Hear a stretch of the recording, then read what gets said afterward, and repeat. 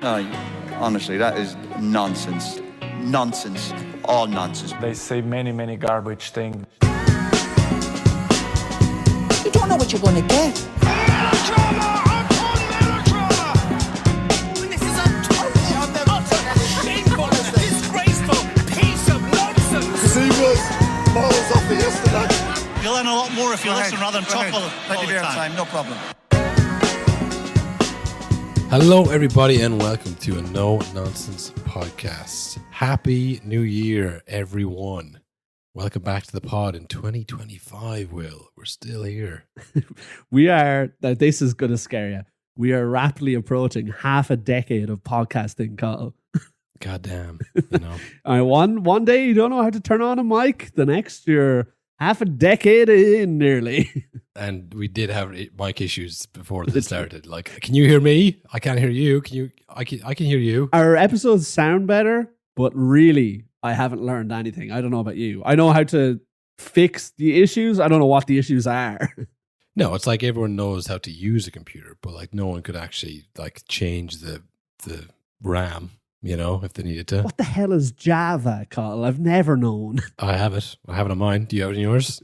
Yeah. I don't know. Do they still do Java? It's a way you could fucking drive a car, but you couldn't like change anything in the engine. Like it would be irresponsible to try and change it yourself. Bring it to a mechanic. Bring it to a professional. You know, Pay the big man. Pay the real man.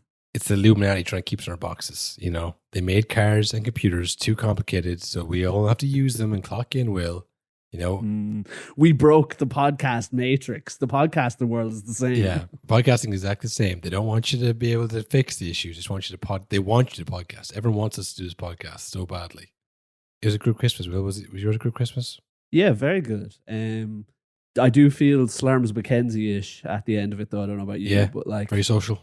oh, yeah, it was very social. A lot of like social drinks at a wedding thrown in there as well.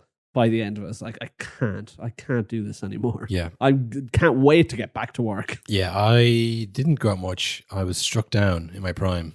Put on the injury list. Illness, though. Illness, 75% most of the Christmas, you know? Yeah, not selection issue, illness. Yeah. No, I was really, really just not feeling it. You know, there's opportunities to go out, but I just said, you know what, it's a long season ahead. I don't want to ruin myself for the summer. You know, by potentially, we got a big summer coming up. The World Cup, yeah. The World Cup of Pints, which is every summer until you're no longer selected, no longer asked out. Yeah, I'm still holding on to a little bit of sickness, but fucking hell, man, this COVID thing, man. I mean, that's two conspiracies right at the bat. This one's a bit more serious. You know, I am sick all the time now. You just will get sick if you're around people at Christmas. It's fucking annoying, man. Yeah, and it's not just like you remember being sick in the past at Christmas and I'd have a cold or sniffly nose or something. Now it feels like every Christmas I'm literally, like you said, struck down. Oh yeah, I'm incapacitated for 5 days with some kind of lung issue. Yeah, you're just like, please get me some paracetamol. I'll give you half my stocking for some paracetamol, please. I was this close to ringing Care Doc on Christmas Eve, and I said, no, I'll be fine. Yeah, I was close to Care Doc as well. I slept for hours and woke up even more tired, and I was like, I need someone needs to call me a doctor.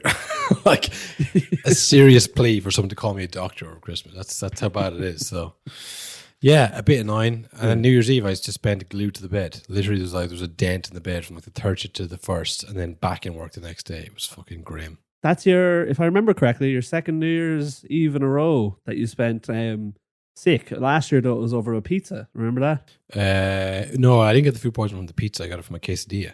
Oh, quesadilla, yes. Apologies. Yeah, Mexican street food. It's delicious, but it's risky. Looks good on YouTube. High risk, low reward, they call that. Yeah, this time last year I was in the beautiful town of Tequila, Will. Nice. Drinking tequila. Yeah. Now I'm kind of semi snowed in. Same. Which is I'm a nice fully snowed in, yeah. turn for the books. Yeah, we did watch some football over the weekend where they were kind of semi snowed in Liverpool. Will, that was like touch and go where that was going to go ahead. It was kind of so bad. Yeah, and I'm sure you saw the clips. It was the running gag of Man United fans saying, please call the game off, and Gary Neville, shoveling snow. I will say, funny bit to see Gary Neville shoveling snow back onto the pitch. Imagine being one of the groundsmen looking at that, being like, "I fucking prick! I know it's for Sky Sports. That's taken me 12 hours." Do you know what it is? And we talk about this a lot, probably too much to be honest. But like, if that's like Paul Merson or someone else, like a TV jokester, that's all right. Yeah. You know, when Gary Neville will come out and like criticize the players and talk about like the ownership and what's wrong with Man United and like, you get, you know, different hats, I guess. But you know, it's like say that for the TV jokesters. You want to be serious Man United guy? Be serious Man United guy. That's what I feel about it. I probably shouldn't have even mentioned that, to be honest. That's just, I'm in a bad mood, folks. Christmas is over. You know, I'm still a bit sick. I'm still a bit cold. Back to the podcast. Fuck off. Talking about Trent Alexander-Arnold and will he go to Real Madrid or not? I don't care. Oh He doesn't my even God, I don't by care the about look of this. him. I don't care about Trent Alexander-Arnold going to Real Madrid. Let him go if he wants. He's an adult. Yeah. Well, what a time to have the worst game of your career, which is, of course, every bad game you play is the last bad game you played is the worst game of your career. I'm sure you've all seen the fail comps coming out of that fixture on Sunday. Yeah. I watched it live. Didn't need any fail comp. I saw it with my own two eyes. Yeah. No clever editing You needed. were doing a live action fail comp, they call it. Well, it's like sometimes just because like you see the fail comp and if you see the match and see the fail comp, sometimes it's like, well, okay, that makes it look worse than it was. That wasn't that critical of a mistake, you know. But when you watched it, was kind of like, what is he doing out there? You know, I mean, what is he? I mean, I know, I'm sure you saw it, Will, but for anyone who didn't see it, there was an actual bid from Real Madrid, a January bid. Yeah, apparently so. Which I always remember hearing this years ago that to make a bid, it does cost you money because obviously you have to write up the deals and the terms. So it's like it's not just a free thing. You go, here, how about this much? So usually when bids come in, it means that the clubs have spoken already and they go, okay, you may start the bidding now. We are willing to accept one of them eventually, maybe. Yeah. Well, I don't feel like Real Madrid have enough respect for anybody to do that. I think they were just it's a flex. Like, here's 20 million, which we know you'll turn down. It's just to kind of be disrespectful to you. Like, here, do you want 20 million for your star player? Because you're going to lose him for free. 20 million an hour free. Yeah. Just to remind them, we'll pay the fee to remind you that like you're going to lose him for free. So you can either take this pathetic fee now or you can get nothing for it. I think it's like it's a real classless move by Real Madrid, but nothing out of the ordinary, you know? Yeah. Like, can you imagine what's that pissed off the Liverpool people involved in that? Like, we've got a fucking bid from Real Madrid, you know? And they've definitely leaked it to all the newspapers, so it's going to be reported, you know? Yeah, imagine being Arnie Slot. And like, again, coming into this game, that happens. You go, I'm sure Trent will put it behind him. And he has this game, and you go, he hasn't. He did not put that behind him. That really shook him up. Yeah. Well, I said it, I don't know, was it the last episode or the one before? It's like, he's not a perfect player. We all know that, you know, and this does kind of feel a bit like, yeah, he's good going forward, Trent, but like defending, he's not the best. Like, it's not new. Like, it's not news. It's not like, I can't believe this. I guess it's just like, you know, the whole thing was, should Real Madrid go for, or like, it's almost up to him. Should he go to Real Madrid? Whereas he has a game like this and you go, fuck, if you're Real Madrid, do you want that? And then it's also like, if you're Liverpool, do you want that? You know, can you rely on this? Like, this is like one of the biggest games of the year. Okay, not in terms of the table, but like it is still Man United. Okay, it was raining, but it's raining for everybody. You know, it changes the whole narrative from like this guy is the best talent in the world, which he is. But then it's like, do Real Madrid want him or Liverpool after that? Like, he does have to be accommodated in teams. Like, you have to kind of build it around him and make sure that he's not going to be caught one-on-one. But yeah, it was like, I don't know if it was worst or whatever. I think we've seen this before plenty of times. I remember seeing him getting rinsed by Dominic Calvert-Lewin before. And I was like, Jesus Christ, anybody can have a go at this guy, you know? So I think it's the first time I've seen it, but it's just the timing of it, the bid, the game, you know, like the way Van Dijk is like roaring at him. Like, roar, like furious at him on camera multiple times. Yeah. Caught saying, for fuck's sake, Trent, wake up. It reminds me of that David De Gea clip where he's clearly been told to pass off the back and he's launches up. He's like, David, what the fuck are you doing? the Ten Hag fucking one caught on Mike. Like, it was just so blatant. It was like he's pissing off his teammates now. He's putting them under pressure. You know, it was a culmination of these things which made it look really, really bad. And it was an interesting one because I thought Dallo had a great game, and he's been shite all season. But I don't know if you saw the graphic that was going around. I think it was TNT had it, of United's average position in the Newcastle game, so the last game they played, versus this Liverpool game. And in the Newcastle game, they're all just in a big clustered mess, and like the right wing back is over in the middle of the pitch, and it's like a disaster. And then the Liverpool one, everyone, it's like the lineup you see before the game. Everyone's in the perfect positions, Yeah. and it worked. So it's like, oh my God, is this actually going to work? I know this is false dawn again, but this one's like a tactical false dawn. That's a whole new thing. Yeah, I mean, this is the criticism is that they can't play the system, change the system. They can't get it, you know. Make it 4 at the back, for God's sake. This'll never work in England. 4-4-2. Come on, think about it. But yeah, I mean, look, we've seen it, especially last year. It happened like a couple of times. They knocked out the cup, beat them in the league. When with the exact same thing, it was like, this is not working. Like, they're not getting this. Yeah. And then they beat Liverpool. They're like, whoa, okay, well, hang on.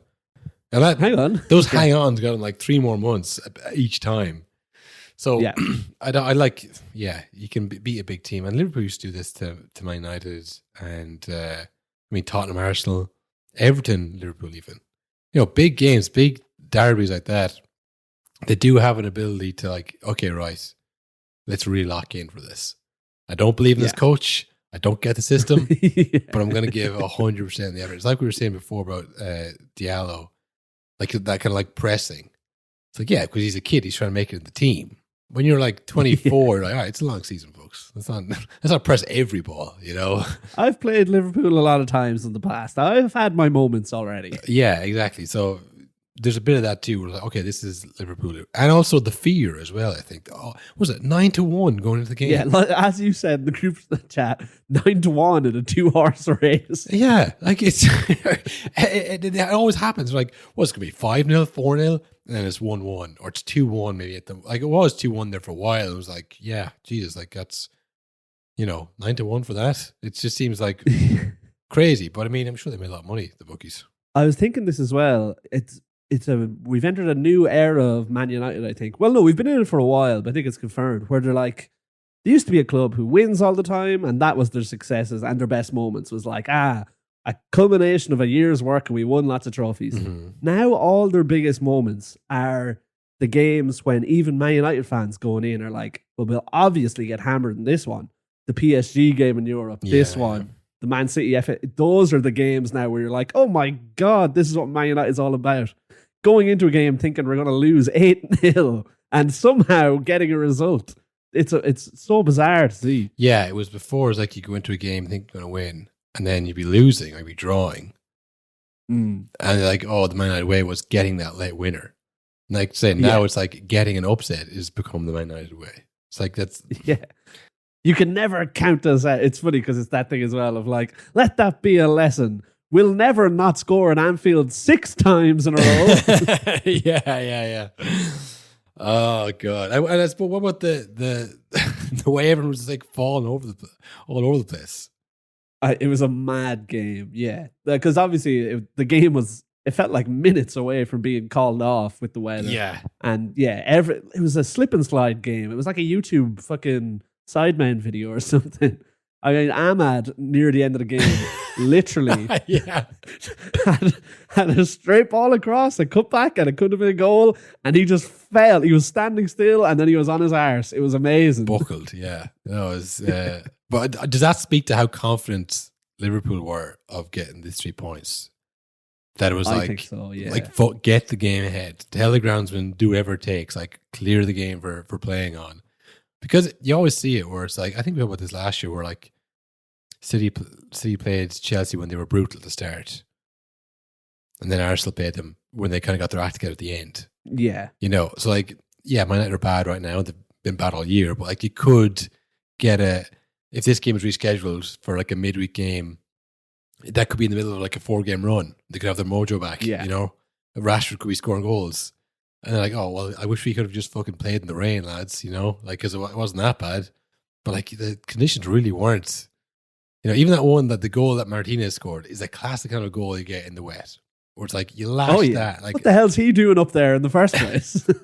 in the dry, it's like the goal gets a hand that, like it's a stiff hand that, but like because just like the slipperiness and the speed you can generate, it's like it flies in on the bottom of the crossbar. It's like it was a mad game, but I don't think the game probably should have been played in that conditions.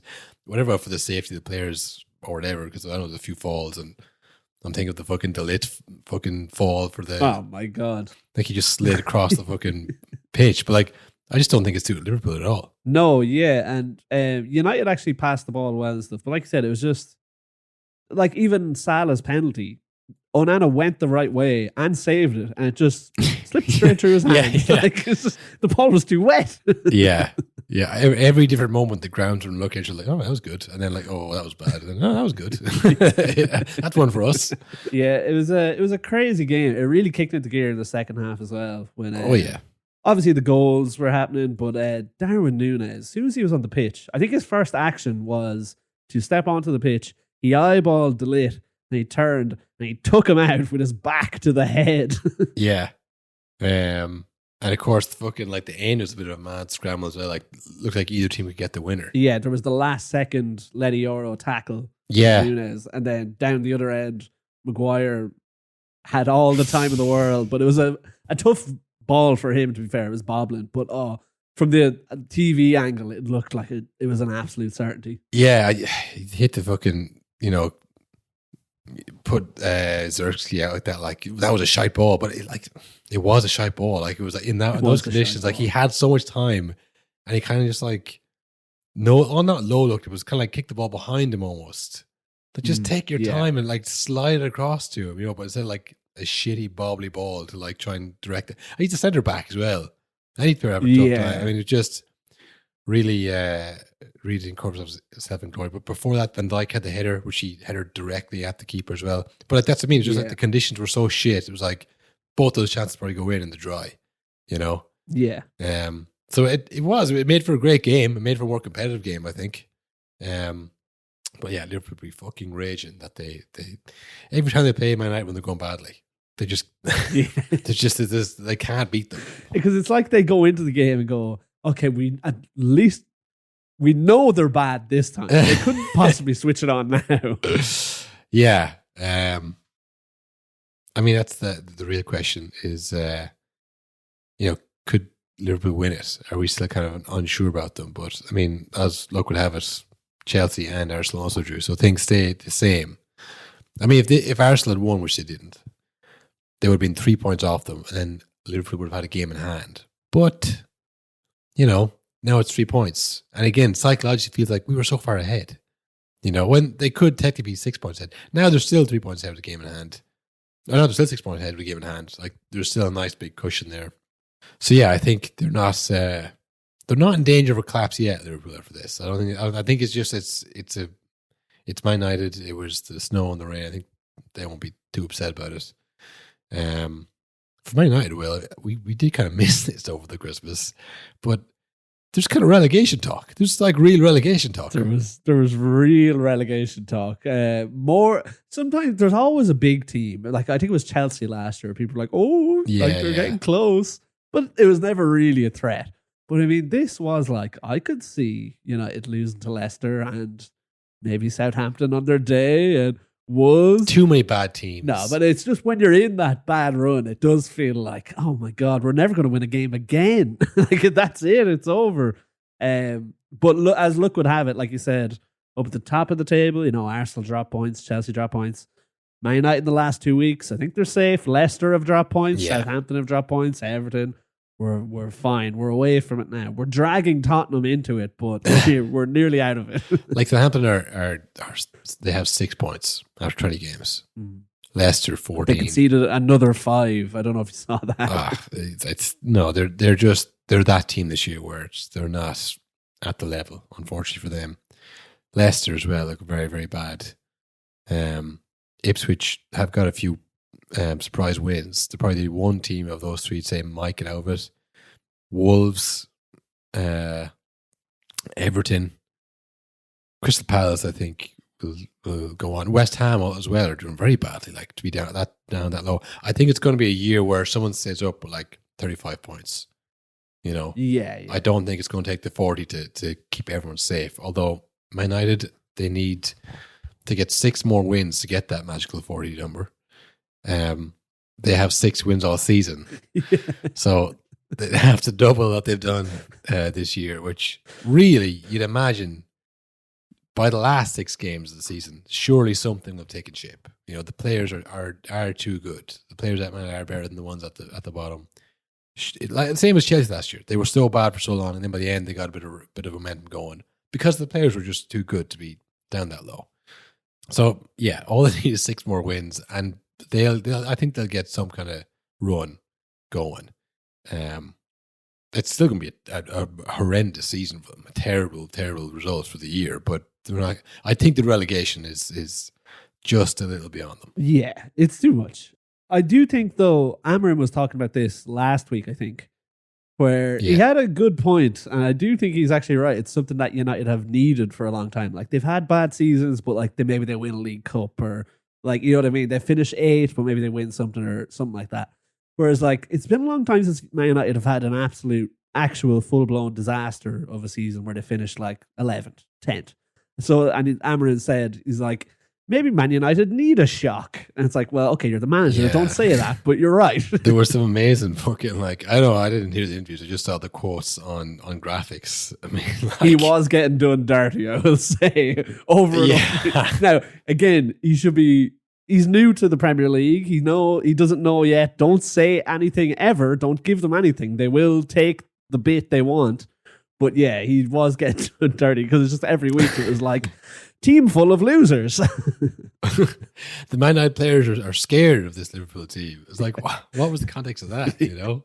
He did say he was asked about Harry Maguire, whose contract has been extended after, it looked as certain he was out the door. And he did say, this team is screaming for leaders. Yeah, this team is pooping and peeing his pants every game. Well, that can't be right. He can't have said that. Okay, he didn't say that. They're puking. They're crying so much that they're puking. Like, he said he could see a universe where people could see that the players are crying and puking. He didn't say they were. He said they're puking and crying, not puking because of how much they were crying. That's misleading. Yeah, I think it was, everyone thought it was going to be 7-0 again, 5-0. Although I think the 7-0, I think at that time Man United were going well. And Graham Souness famously was like, I think Liverpool are going to win it. And everyone was like, idiot. Because old man, idiot. Mm-hmm. He still thinks it's 1977, you know? They're going to get beaten today badly, Graham. And then it was like 7-0, and he was the smuggest man in the world. And that's why Gary Neville was so annoyed. He's like, no, it was a freak. Yeah. It was a freak thing where things freakishly happened, you know?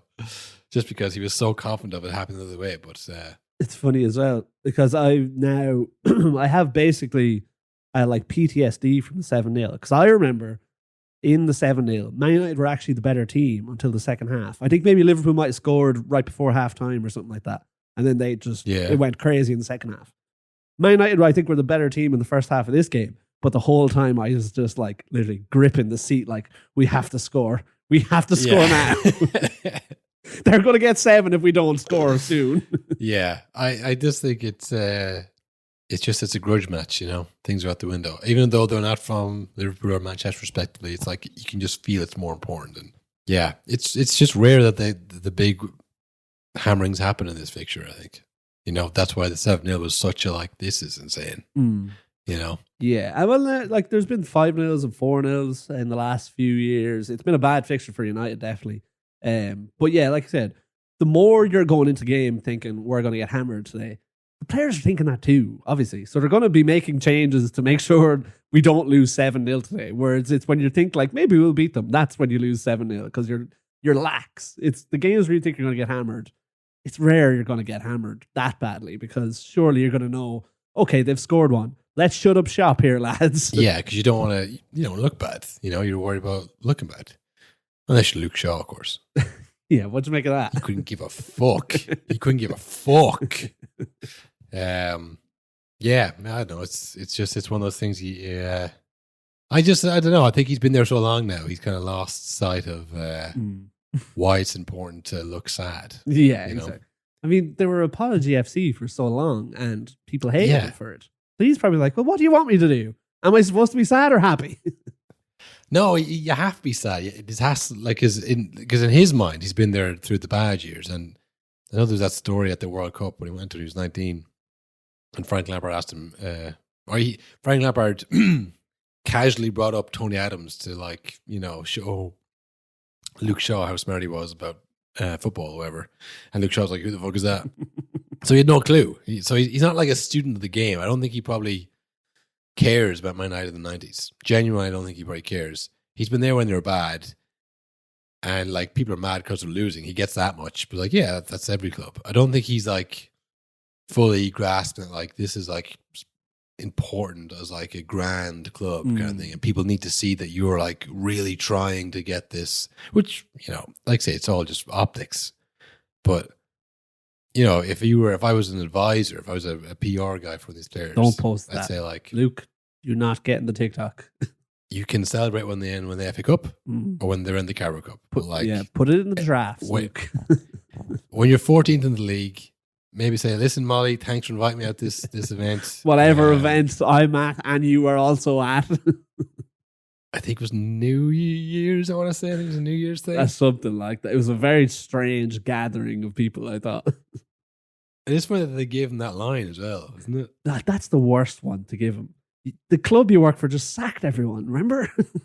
This is what I mean. I don't think he has any idea of the optics or what even optics are or why they're important. He also, I will say, might not have known what was going on. He might have just got a phone put in his face. He's obviously not listening to the TikTok as it's on. He's got a phone in his face. Luke, will you just say your ma's on benefits here? Don't worry about why. That's even worse. That's way worse. Yeah, sure. Can I use your face? Is this a cameo? Online. No, don't. You don't need the context, Luke. Just say it, all right? Just fucking say it, or you're getting kicked out of the party. You know, I just think Molly did her one. everyone else done their bit. You have to hear. No, you can't hear the whole thing. Not until it's up. Like it's just like you're a guy who's always injured, right? Which everyone, you know, you must know that about yourself. You must know that you're injured right now. You know, he probably knows that people accuse him of being injured. You know, he must know who Phil Jones is. He definitely You met know? him. He's met Phil Jones around and thought, I didn't know. Did he play with us? You know, he can, you know, like, just, again, optics, Luke, optics. Like, this is what people are going to start saying, that you're kind of taking the piss here a bit. You don't You know, care about this club, do you? You don't care about the people who lost their job, people who got their benefits cut, you know, by who were there a lot longer than you were. You know, it's just like it's not a bad thing, but it's just the kind of like It's not clever. you would get away with that. You would get away with another club. You know, there's if you were a Southampton player still, you know, at a New Year's Eve party with Molly May doing that, people say, yeah, fuck it, why not? I would. Maybe not when they're getting relegated. Honestly, I think you're like, wow, he's done well to be. Yeah, that's true. Actually, yeah. Wow, Southampton to Molly May. Fair play. But it's just like, you know, the whole Man United image is like, see, Man United fans would see themselves above Molly May. Yes. You know, Oh yeah. they see themselves above pretty much everything. You know, like being a Man United player, being a Man United star means more than any kind of fucking nightclub that you want to get into. So, yeah, objectively, no, it's like it's fine. It's a TikTok, but it's just like who he is and the way they're playing. Like when Man United are 14th in the league, people don't want to see that. No. They just really don't want to see it. You know. So, yeah, it's not a good look for him. I don't know if he's going to be like a big player in the future. Yeah, I mean, For Man United, anyways. So maybe he's like, maybe he knows exactly what he's doing. He's like, fuck it. Like, I mean, it's I'm not over. playing anytime soon. I know exactly who Phil Jones is, and he's a hero of mine. Well, I mean, as we mentioned, Christmas is over. There was a brief period where there wasn't a bad refereeing call every week. So now we got like a few in the 1 week. As I mentioned, Will, Arsenal failed to capitalise on Liverpool's faux pas. They were playing Brighton. And who was it? Saliba, who decided to crack Yao Pedro on the head Cracked him unprovoked. one. He nutted him. He just nutted him. That was a bizarre one, I will say. That was kind of mental. Yeah. That- Unlucky. Yes. That's really one of those rules where they tried to word it like really carefully to cover all bases, like moving the head towards the opponent. Yeah. Which usually it's fine. Usually that kind of those parameters actually cover all the necessary bases. With this, in this instance, You gotta see it. you got to see it. And I think the VAR guys, like they watch these replays too many times. They can't see the wood from the trees, and they go back for that 0.2 seconds, and just see Saliba repeatedly headbutting Pedro in the head. Yeah. That looks like a headbutt to me. It's like, look at the whole clip. Look at the whole clip. He didn't mean to. I mean, the presence of mind Pedro to go down was pretty impressive. That's a pro I would say. athlete. That's a football player. No matter what happens, he's thinking, how can I get a penalty here? He knows where he is. It's spatial awareness. I'm in the box. Whatever happens next, if it's contact, hit the deck. He wasn't worried about how it would look or like, did he even touch me? He was like, he felt something glance his head and down he went. I'm down, yeah. And he knew the VAR boys would do the rest of the work for him. He knew once they see it, they won't know what to look at. And they're like, yeah, I guess technically that's a foul. Did you hear Arteta talking about it? It was very funny. Just from this selection of short quotes, you could tell this man is very confused. He's not really quite sure what's happened. He said, "We are really disappointed with the decision that leads to a goal because I have never seen something like this in my life. He touches the ball as well. It's bizarre. We probably have never seen it before. I haven't in my career. I asked the boys if they have seen it, and no one has seen this before. It's a new one." I'm in agreement. It's new. I've never seen it before. But it's like, I know this is kind of like fucking old man yells at cloud a bit. But like, if we didn't have VAR, the ref would have been as equally confused and gone, I'm not sure what that was. Play on. Yeah, play on. You say, I didn't see it, but I mean, did he headbutt him? Why would he go down like that otherwise? Well, he goes down in the usual fashion of like, okay, he hasn't actually been hurt, but maybe he's there was holding his some head contact. though, and he's in the box. And he has the ball. But I didn't see a foot. Like I didn't see a head. Like it was like they were both. Like say he got the ball. It was just very very strange. But it's just like this is the kind of thing that VAR will mess up every single time. Every single time they'll get a chance to mess something up with this, and they will, because they'll just look at the headbutt and go, well, I guess it was a headbutt. It's like, if only you were like a professional referee, you could see use a little bit of common sense here. A motionless, contextless robot, maybe we'd get the decision right. Like you showed that to a person on the street, and showed them the rule book and say, "Do you think this is a foul?" They probably go, "Yeah, I guess so. Look at the rules. I guess that is a foul." But these are referees. They've been doing this for years and years. But that they act like so you could get anyone off the street to do what VAR does. Just give them, these are the rules, this is the action, and they go, yes, I think that lines up. Yeah, that's what they do. So this has happened before, where like I think it happened to Gordon, and last year I think it was a penalty, and I think it happened again this year and it wasn't. Where player goes to kick the ball in the box, and then the ball is gone, and he kicks the player, and sometimes it's a penalty, sometimes it's not. This is the exact same thing, except it was just with his head instead of his foot. So it's like, right, well, if the last time this happened, it wasn't a penalty, when it's the same thing. It's just a different body part, but it's the exact same situation. Yeah. Was it dangerous play, was it reckless to put his head in there? You have to head the ball. You have to ban all headers then. But it wasn't like he went flying in with the head. Like, like say if you go flying in with the foot and you kick someone in the head, and when the ball was there and I jumped off the ground, it's like, well, you weren't in control. Like, he was standing and he just kind of, I don't know. It's a strange one. But it's a strange one, but it's like you said, if someone's flying in to hurt someone with their foot, they're doing that because most of the time it's not going to hurt you. It's going to hurt the other person. If you're headbutting someone as hard as you can, it's going to hurt you a lot too. No way anyone wants to do that on purpose unless they're mental. Yeah, and the key sign of a headbutt is that he didn't square up first. Yeah. That's headbutt, You got to square up and act like you're going to do something, and then, you do nothing, and then they go out and hold their head. This was an actual kind of a headbutt, and yeah, I don't know. It's unlucky, I guess, for Arsenal. But they had their own chances to win it. Jesus had a couple of classic Jesus moments. He's back. Where he felt a little bit of pressure now that I've scored a few games in a row. And people are talking about me, yeah. Yeah, I mean, the goal made some good saves, I guess. Maybe the other goal just made some they should have saved those shots. I don't know, but yeah, there was chances in that game, and yeah, it was just another one of those games where does anyone want to win this league? Will does anyone want this? Classic. Does anyone really want top 4? It's been a while since we've Does heard anyone that. want to win this game? Yeah, because Chelsea were the same. They drew Crystal Palace. I watched the start of that game, and Sancho had a fucking great run and assist for the goal. Yeah. Chelsea are apparently a bit of an injury crisis themselves at the back. You wouldn't know it. They have so many players. Well, I wouldn't know that team very well, but apparently they are missing players at the back, and it's costing them these last few games. But I won't say I take no pleasure in being right about this, because obviously when you're right, you do take pleasure. Huge, you know, yeah. you like a little bit when you're like, I don't think they're going to keep this going.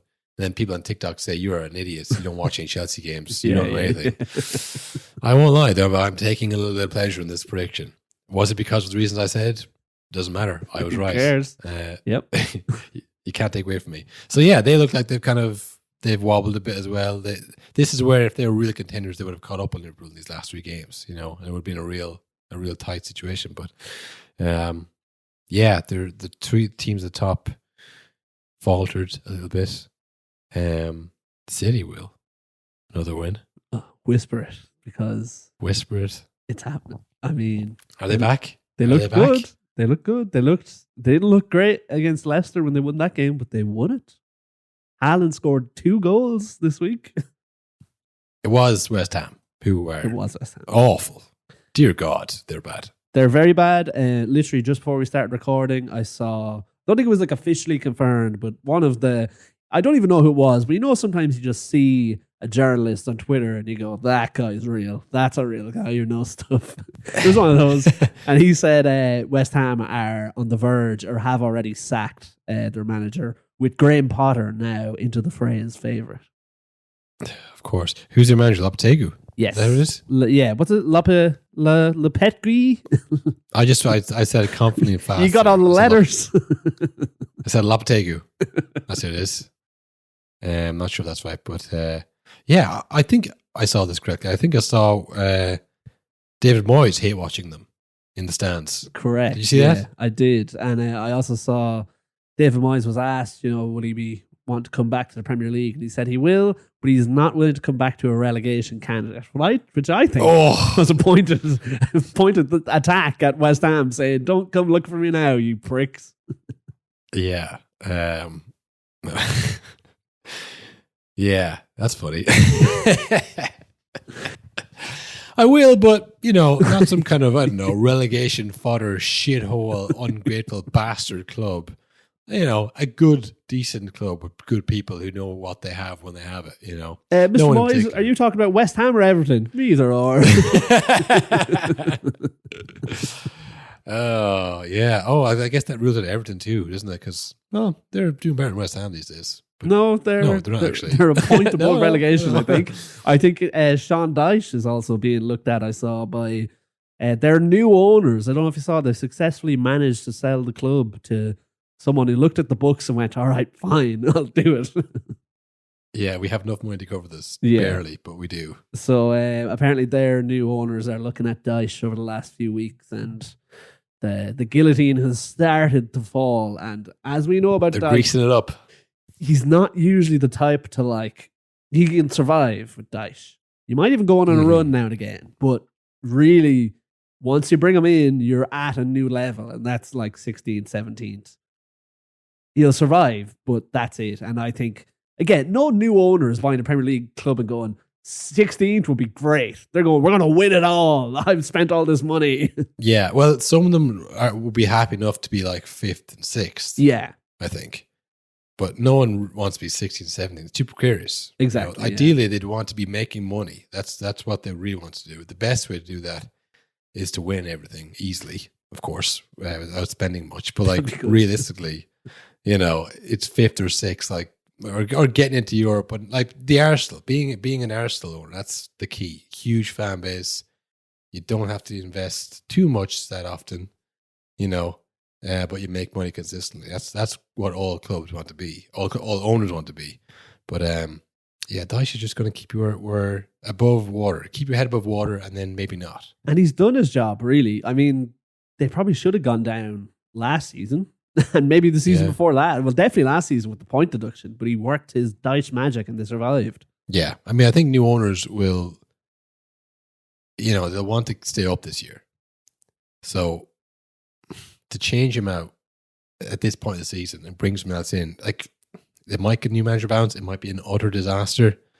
I think they'll play it by ear for the next couple of weeks. I think they haven't won in 5. Yeah. They got a few draws. Like, they're eking out little results, but they're not they're not in clear. good form. No. They're not clear, not in good form. So I think ideally they stay up and then they bring in new, cool, sexy manager, new, cool, sexy stadium, new, cool, sexy players, new, cool, sexy league position. Speaking of new, cool, sexy players, I don't know if you saw who they have on their list for a new striker. The sexiest player of all, Carl. Evan Ferguson. That's who they want in. Everton. Yeah, Everton. Wow. Everton and West Ham, it says. Ooh, a Fulkrug swap deal perhaps for Brighton. that the no-nonsense transfer of the century. Evan Ferguson for Fulkrug. Yeah, Fulkrug hasn't really worked out at West Ham, unfortunately for him. Maybe.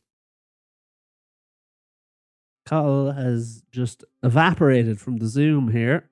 In mid-sentence, he's gone. That's not good. I'd say his laptop died, maybe? His phone died? Uh-oh. Has his recording saved? Has this quickly become a shocking solo pod? Uh-oh. We're in big trouble here. Still silent. No sign. He is not online on Facebook either. I think we've had a cataclysmic laptop failure. Bear with me, folks. Can't even think of anything funny to say. See, when you go into a solo pod, you can do it easy, but it's just sprung on you. Imagine. What the hell am I going to say now? Do we end the episode 40 minutes in? We don't really have anything left to say, I suppose. What do we have? No, that's kind of... I mean, we didn't talk about Spurs. Yeah, see, like I said, it's easy planning for a solo pod, but picture this, listener. You're walking down the street, maybe you're in work or something, or you're on your way home from work. Someone just throws a mic in front of you and goes, "Go talk." That's what's happened here. This will all probably get cut anyway. I wouldn't actually worry about it too much. I don't know why I thought this was live for a sec. I edited it, so I don't know what that means. Do I leave this in? I'm worried about talking, and Carl joins as I'm talking. And he thinks, Ahoy. What's up? "Ahoy, what happened there?" Computer died. Computer died. I was thinking. But there was some other some refereeing decisions gone awry as well. Some more VAR humbug. Will. Nice. Yeah, there was the Newcastle game. They were playing Tottenham, and the ball strikes off Joe Linton's hand, very similar to the way it struck off De Ligt's hand in the Liverpool game. And it kind of wrong foots the Spurs defense, and then Gordon puts it in. But I think the rule is like, when they used to go back like 5 or 6 plays and go, "There's a handball." Yeah. That's actually not. That doesn't count because we missed it. But we didn't miss it now. So, that genuinely was ruining the game. Yes. Oh yeah. That Big was like, every goal, they'd stop and they'd scan the play. It's like, has anything happened here that would help us rule this out? It made no sense. yeah, looking for reasons. Hold on. Yeah. Like in Scanning for a potential goal ruining moment. there's in college or in school, like the teacher would be like, "Listen, I'm looking to give you points. Yeah. I'm scanning your exam paper to give you points. I'm not trying to take points away. I'm trying to give you as much points as possible." That version of VAR was the opposite. Yeah. Like something amazing happened. Let me pick holes on this. Let me see looks like you handballed up there a few plays back. Yeah, it struck off your hand in the middle of the pitch. Yes, it did. Yeah, referee missed it, but we didn't. Yeah. You probably don't even remember. It was 10 minutes ago. Yeah. So they drew a line in the sand. That's what's the best thing about football. Lines in the sand, foam on the ground, whatever it is. Definite rules. Yeah. Black and white rulings. And they said they don't go back to play. So if someone gets punched in the face and dragged off the pitch and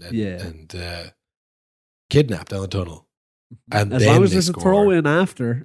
Yeah. And then there's someone who scores the goal. As long as it wasn't the goal scorer, then it's fine. So they fell under that rule where, the VAR had no jurisdiction. Couldn't go back, couldn't change it. Gordon didn't handball it, so he's free. Whatever Joe Linton does in his own time is up to him. That's his business. So yeah, I mean it's whatever. It happens a lot. It's a bad decision, no question. Should have been given. And this may be an unrelated thing, but Ange Postecoglou had something to not say after the game. Couldn't ask any more of them, and it's a game we would have won if all things were equal. Their first goal, Newcastle's, what was your take on that? Because I don't think there was much happiness on the bench about the manner of it. As I said, if all things were equal, we would have won today. Can you expand on that? What do you mean by that? Yeah, just if all things were equal and balanced, we would have won today. But what does that mean? Because it's a bit That just ambiguous. means that things weren't equal and weren't balanced. That's all. In terms of who you had available, is that what you mean? If all things were well balanced and equal, and we would have won that game today. Can I just check? Do you mean that officiating areas? You can check. You can talk about whatever you want. You don't want to have an opinion. You want my opinion. My opinion is that if all things were even and balanced today, we would have won that game. Ooh, so mysterious. What could he be talking about? Oh, it's so funny. Like I say, it's like an Alan Partridge sketch. It's like, can you just please say it? Can you just please say it for us, for the cameras? I don't want to say it. Can you say it? I'm not going to say it. You say what you want. No, you need to say it. Can you please say it? They just can't repeat it over and over again. I mean, Amazing. It's one of the funniest clips I've ever heard because it's the very slight variations on it every time he says it. It's so funny. Well, it's just, you know what I mean? all things being equal. If things, all being, were equal. One more time, please, Ange. But what's that mean, though? What exactly? What do you mean being equal? What things are equal? He was in such a hurry, the guy. It's like he had to run out the door. Like, just please say it. Please say it quick for the mic. Oh, it was so good. I mean, I do think time is coming to an end for Big Ange. Yeah? If this run continues. Why? Yeah. Because, I mean, they're a point ahead of Man United, who are relegation candidates, and he's been here longer. You don't have time yet. And again, I don't even think it's particularly his fault.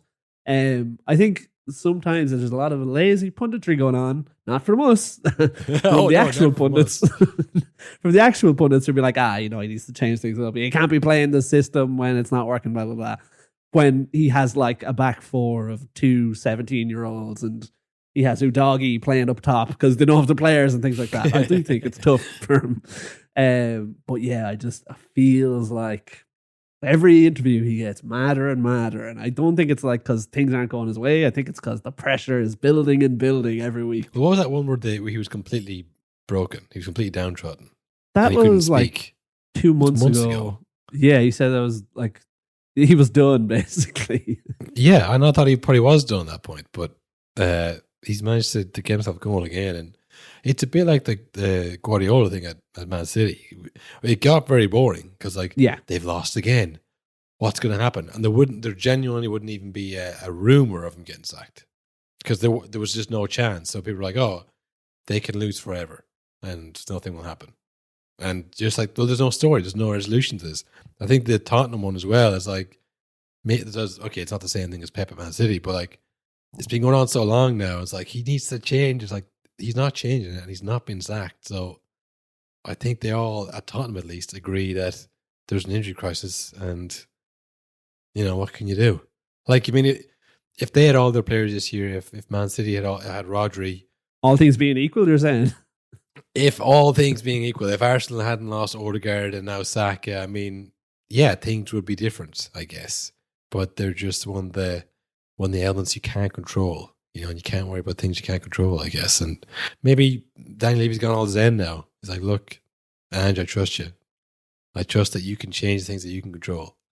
And the defensive coach is not one of them. Set pieces, not one of them. Injury crisis, not one of them.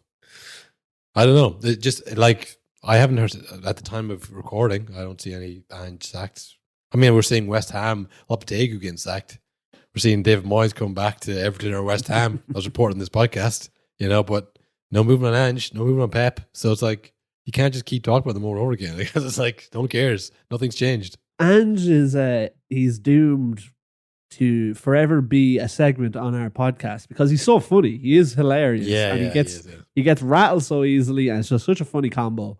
But like I said, every single week we've Ange in the title. It's like when Ronaldo was at United. We had him in the title every week. Yeah. He's box office. Yeah. But at least I felt like the Ronaldo thing that couldn't go on. It was like that was coming to a head, and it did. And, you know, but this just feels like it's going to, we were going to wake up one day and he's like, yeah, no, they've agreed. Mutual consent, he's gone. It's like, yeah, that's about right. Like, it's funny, you were mentioning that clip where he was like a broken man. I think he was saying it was, you know, the worst moment of his career. Do you know what the YouTube title for his post-match press conference was for after this game? He said, "I've never been angrier in my career." It's he's had a lot of firsts at top for sure. Was there anything else then that we missed we wanted to talk about? Oh, there was actually. We mentioned there about Evan Ferguson potentially on the move. It is January. The transfer window is open. You might not know because it doesn't feel like anyone has money to spend anymore in the Premier League with all of the new FFP rules. It used to be a day into the transfer window, there'd be 50 signings happening, but not anymore. But Tottenham are linked with a striker, and Man United as well are linked with him on loan. PSG's Kolo Muani, Kyle. The Man United are looking to get the gang back together. That's who Tottenham and United are thinking, you know, we need goals up from you guy to get us out of this slump, and that's our guy. The man who you described as the man who can't score. Yeah, that was one of my more poetic descriptions, I think. The man who can't score. No, he's the guy who missed that chance in the World Cup final. That's who Correct, he is. yeah. Mm-hmm. You know, we watched a lot of them with PSG for whatever reason. That Champions League, we were kind of obsessed with PSG. That's when they went to the semi-final. We followed them the whole way. Ugarte, Kolo Muani, Mbappe. We called it. We said they're going to win it this year. But they just had the right balance, you know. And Man United saw them. They said, yeah, that's exactly what we want to be. That's exactly it. Is there someone listening to this podcast high up Man United? One of the executives who's a complete fraud, who's like, listen to this podcast. And like, they'll never catch my sources this way, you know. Omar Barada, perhaps. If I listen to a big podcast and take their ideas, they'll know. But if I take a smaller podcast, because they all say the same thing, you know. Yeah. Our talking of Ugarte and now Kolo Muani seems to have got the band back together. I don't know. I mean, I honestly, I was so overjoyed to see Ugarte coming to the Premier League. I thought this is amazing for the pod. But, you know, he's actually not that bad a player. No, it turns out he's actually totally fine. Again, he is what United actually did need for a while, of just a nice, boring midfielder, just some tackles, pass the ball sideways. They were crying out for that for a long time. Yeah, he has a use in the team. And I guess strikers are a little bit different. You need them to kind of score goals. Or at least like create loads of chances for other players, which I don't know if that's kind of in Kolo Muani's bag. But yeah, I mean, you never know. He could come. He could score a lot of goals. But Kolo Muani Tottenham sounds like a nice match. Like, I could see that. It sounds like an ill-fated move to Tottenham, right? Doesn't it? Yeah, I mean, I don't know as well. We haven't really been covering. We haven't talked about him in a long time because he's kind of fallen out of favour. But our old boy Timo Werner, our old Kolo Muani Timo Werner, has totally fallen out of favour at Tottenham. I saw a headline last week that I was going to bring up if we did an episode where it said, who's he with? Is it RB Leipzig he's at initially, but he's on loan from, or is it Salzburg maybe? It was the headline. Leipzig, the headline was essentially RB Leipzig fear Timo Werner return after poor run of form at Tottenham. God, they're going to send him back to us. Yeah. All he had to do was score 6, maybe 7 goals, and he'd been gone forever. we could have tricked him for good. You know, we got rid of him. Yeah, he's out of form, out of favour. He's run out of rope with both Tottenham and his parent club. Only player who has it worse, Will? Can you guess? No. Who could have it worse than old Timo? Old fat Jack Grealish. Has he gotten the fat treatment from Pep? Well, Pep said that he wasn't in as good a shape as Savinho. Never good.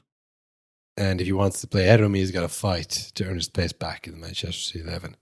He said he wants the Jack Grealish from the treble years. He wants him so urgently. He needs him, you know. But unfortunately, Savinho's in better shape.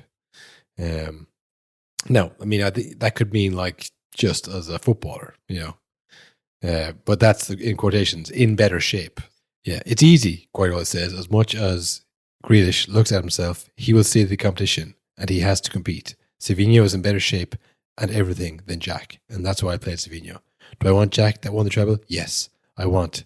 But I tried to be honest with myself for that. What happened with Savinho's delivery in the box, it's higher than the other wingers in that position.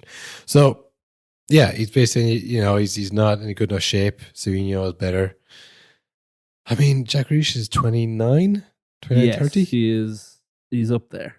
And of course, at the start of this article, it's like prefaced by Jack Grealish, who joined Premier League champions for £100 million. 1-0-0-0-0-0-0. Back in 2021, 4 years ago, a mere 4 years ago, he joined the Premier League champs. Won it all. At what cost? I mean, I'm not sure if he's out of contract or is he got another year to go or what, but I mean... I think he's got more time, yeah. Yeah. You'd imagine there'll be a bit of a clear out this summer, including Jack Grealish. Yeah. Again, it's tough to tell what happens. Obviously, I'm sure they're thinking of the charges and can we afford these wages, blah, blah, blah, blah, blah. But yeah. I mean, isn't De Bruyne going? Isn't his contract up? He seems to be running out his contract too. Yeah. I guess with Liverpool and their three lads who run out the contracts or not signed or whatever, it feels like, fuck, this is huge. But with City, even though they've won way more and he's been arguably a better player over the same period, it's like, yeah, but like they'll just get someone else. They'll find another you one. know? We didn't know who he was when he came either. yeah. People are like, I think they're Chelsea. Like, no, I don't think so. I never saw him. You know, and that might be true anymore. It might be like you say, the financial fair play. The rules might change them now. They might be more wary of buying someone for a lot of money, but there is still, I think, that sense of like, oh, City will be fine no matter who they lose. You know, yeah. Even with the whole Rodgers situation this year, people still are in that mode of like, hey, yeah, De Bruyne, but like, you know. They'll find another one. Yeah. Even though he's unbelievable. Like we were saying there about it's January. It's January 6th now and there hasn't been any transfers. I mean, Spurs they have no one. They are totally destroyed with injuries at the moment. All I've heard is a Colomwani loan move. So they don't have money to buy anyone. I haven't heard Chelsea buying anyone because I think they were under threat of being banished from transfers forever if they bought another two players. Same with Man City. Man City lost fucking, 11 games, 12 games, and no word on them bringing in reinforcements already. Like, you would have thought if this was going to happen, they'd have it done day one. It'd be set and ready to go. Yeah, the City were used to, they would have had someone in the door already. They would have played the last game almost, you feel like. You know, they'd been registered immediately. At least sit in the stands, you know, honestly looking down on the player they're going to replace. But no, there's been nothing. It's just been like, yeah, I guess they'll try and turn around. I mean, I had the Premier League deal up there a second ago. They're a little bit off. They're probably too far off, really, to make any kind of a run at it. But I think they could get top four, you know. They're 34 points. There is 18 games to go. Newcastle 35 on 5th. Chelsea 36 in 4th. So 2 points off 4th, you know. They can probably rally, get 4th, put the season behind them. Yeah, I mean, Nottingham Forest 37. They can finish 3rd, realistically, you know. No problem at all. So, I think they're probably just going to accept this year for what it is. They're obviously, 12 points off top. It will be a hell of a run to reel that back in. But, I'd say that they'll say, let's see how this court thingy goes, this whole legal business. We've talked about this before, but I just do think it's so funny the thought of them training, maybe, and then just, running drills. No one goes, I forgot about the fucking... the court thingy. Fuck. Yeah. That's so annoying, lads. No, I'd say it's probably a weird situation to be in because it probably definitely feels transitional, you know. It feels like we're not going to win this year. We know that. That's down to us as much as anyone. Jack. We're going to try and do our best this season, but like looking around like you're gone. You're gone. Yeah. You're gone, you know. And that'll be next season. If all things being equal again, you know, they survive the court, they get top 4, even 5th, even they get Europa League. Fuck it. It's not the end of the world. I think they clear out in the summer. They go again. rebuild. Pep will still be there. We'll forget this season as quick as it happened. You know, it'll just be they didn't win that year, but whatever. That's what they're hoping for at this point. I think that's what they're kind of settling for. But who knows, that mightn't happen. But we don't have any more Premier League now for like a week. I'm pretty sure. Crazy. No, It was literally on every day. That's why I think this is their version of a winter break. So instead, they have League Cup and FA Cup. Who do Arsenal play next? They play. Arsenal play Newcastle in the League Cup semi-final, and then they play Man United on Sunday in the FA Cup. Oh, in the third round of the FA Cup. So they could be out of both cups by this time next week, or they could be marching on to a treble. Will the treble could be on? one of the two. Yeah. Who else on the other side of the semi-final of the cup? Is it Tottenham on the other side? Yes, Spurs and Liverpool. That's tomorrow, is it? Yeah, tomorrow at 8:00. So yeah, I guess we'll be back during the week to cover that. There's a link in the description of this episode. Ultras only. Click on the link, become an Ultra. You get all the new episodes, bonus episodes every week. As I said, this week it's the Carabao Cup. Another time it could be Champions League. Another time after that, it could be the Carabao Cup again. A fourth time, it could be the FA Cup. You know, the possibilities are endless. Yeah. There is literally at least 7 possibilities of what it could be. Yeah, well, okay, I know 3 of them. Could be the 2 cups of the Champions League. Or, Champions League, Europa League, maybe the final. Oh yeah, Europa League. Yeah. Euros. Oh, it could be. They might play the Euros midweek. Euro qualifications. And then, of course, the World Cup. Maybe the Nations League final. The World Cup, or the World Cup qualifications, or the League final, or not League final, the League of Nations. Oh, Nations League. Nations League, yeah. So it could be any of those things. Yeah. And what are you going? You're not going to know what's on midweek. We'll tell you. And if you watch things on TV and think, I wonder do the lads think the same thing or different, then there's only one way to find out. You got to become an Ultra. You got to become an Ultra. You gotta click on the link, sign up, pay up, and listen. Press play. Pay up, sign up, pay up, shut up, shut up, and listen to us. You don't have a mic. It's a 2-man show. This is a one-way show. This is a one-way street. Communication is a 2-way street. Podcasting, one-way street. Us to you. We will radicalize you and let you know the right things to say in the office. Yeah. Not Christmas anymore. No more. No more of this 2-way podcasting that we've been doing over Christmas. Oh man, yeah. That's all to look forward to, folks. What else then? Was there anything else I wanted to say? I don't think there's anything else. Yeah, I don't think we missed out on anything, do we? We got more stuff. Okay, so in summary, No, honestly, that is nonsense. Nonsense. All nonsense. They say many garbage things.